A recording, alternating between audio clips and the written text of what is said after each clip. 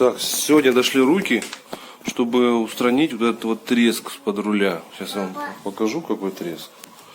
Он, получается, зафиксировал его. Вот, это вот именно в руле скрипит.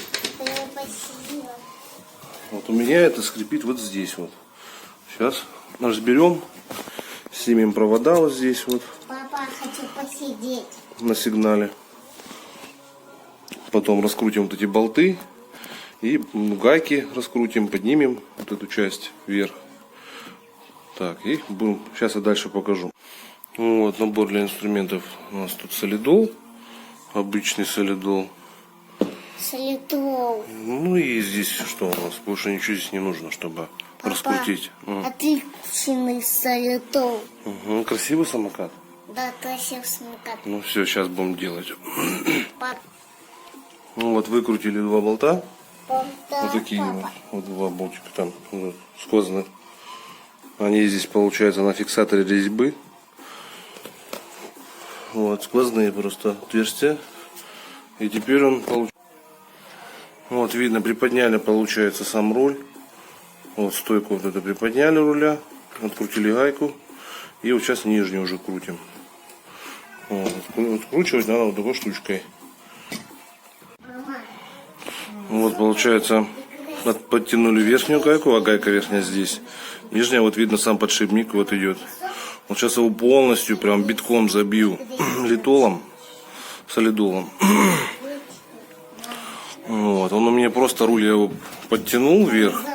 Он держится за счет сумочки, он зафиксировался здесь, он у меня не падает. А если у вас будет падать, то нужно будет сам руль как-то примотать сюда, чтобы он к рулю. Вот эту стойку саму примотать скотчем как-нибудь, чтобы она не падала вниз. И вот теперь здесь спокойно можно полностью его забить и затянуть. Вот. Сейчас, короче, дальше будет видно, я вам покажу, как получилось. Так, ну вот, уже забил полностью его.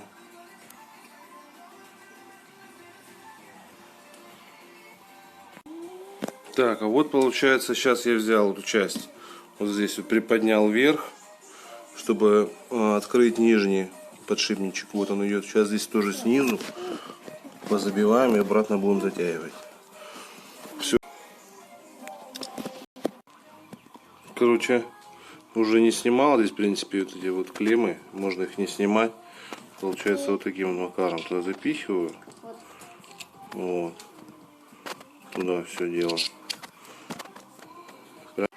Так, ну вот все, получается, с той стороны забил, с этой стороны забил солидолом. И просто чуть-чуть ее сейчас нужно. Сейчас вот так, видите, она само подергала, руль подергала, она само садится. Вот, села, все. Вот, получается, это лишнее повыдавливало. Сейчас мы это уберем. И потом верхнюю гаечку также на место затянем, и все. Солидол весь вот здесь, вот прям под гайкой.